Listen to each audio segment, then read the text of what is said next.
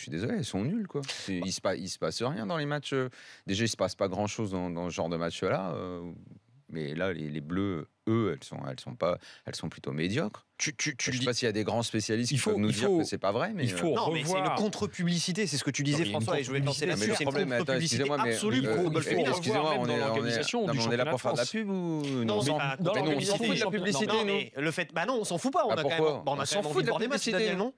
On a quand même envie de voir des matchs du joli football. Tu ne dois pas être convaincu par la publicité d'aller voir un match de foot. Oui. Moi je veux bien qu'on nous dise, parce qu'on est dans une société aujourd'hui où si tu te permets de dire qu'un match de femmes c'est nul, immédiatement tu peux te taper une attaque CSA et compagnie ou genre de truc. Mais il n'empêche qu'à chaque fois, malheureusement, quand je regarde, je m'emmerde. On a quand même le droit de le dire. Même la finale de la Ligue des Champions, c'était pourri. Je t'ai pas dit le contraire. C'est pas bon. Quand je parle de publicité, c'est un football générique très défensif. Alors est-ce que les filles dans leur formation sont comme le football français homme d'il y a quelques années, un jeu basé uniquement sur la défense? J'en sais rien, je connais pas assez. Mais ce que je vois me donne un peu cette impression-là. Elles arrivent à l'Euro, on envoie elles sont 3e au classement FIFA. Ouais. Les Anglaises 4e. Tu parles au passé maintenant. Tu parles au passé maintenant. Elles vont plus être 3e. Ça se joue avec le montée. Parce que je me demande sur quoi.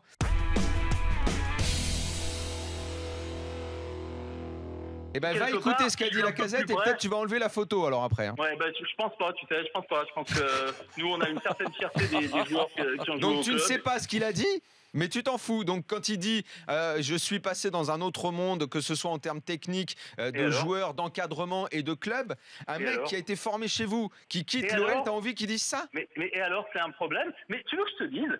C'est bien que tu parles de ça. Mais moi, j'ai une grande fierté que des joueurs, ça aussi tu en as parlé, les joueurs qui s'en vont et qui restent pas à Lyon et tout. J'ai une grande fierté que nos joueurs se retrouvent dans des grands clubs. Et alors, donc t'as pas envie qu'ils gagnent et qu'ils soient bons avec toi, t'as envie qu'ils soient bons ailleurs, toi? Mais plutôt que d'avoir des mecs achetés 300 millions qui ont des mentalités de merde. Pour l'instant, personne n'a été acheté 300 millions, Jean-Claude. Alors Jean-Claude, la mentalité pour l'instant, je suis désolé, mais quand un mec comme Lacazette formé au club à la sortie qu'il a aujourd'hui, au niveau mentalité, il y a mieux.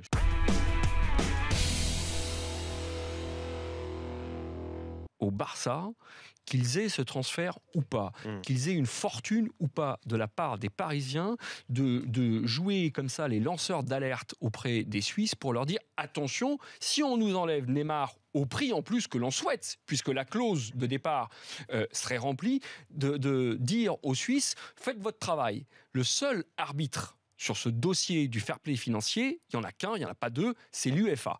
C'est ni Barça, c'est ni Javier Tebas, le président de la Liga espagnole. Et donc Javier Tebas, qui lui fait pire même que Barcelone, je trouve. Il ne fait même pas le délateur, parce qu'il n'a pas de preuve de ce qu'il avance, puisqu'il est en train de nous expliquer que, selon lui, QSI, donc le fonds d'investissement qatari, serait secrètement en train d'alimenter les caisses parisiennes pour que le Paris Saint-Germain puisse, et ses caisses parisiennes, aident au financement de ce transfert qui sera évidemment le transfert record de l'été s'il se réalise. Et là encore, c'est même pas de la délation, c'est de la suspicion. Je n'ai pas de preuves, mais je vous dis que selon moi, ou selon ces informations, et s'il y a des informations qui les avancent, les Qataris sont en train secrètement d'aider le Paris Saint-Germain à financer ce transfert. C'est minable, je trouve.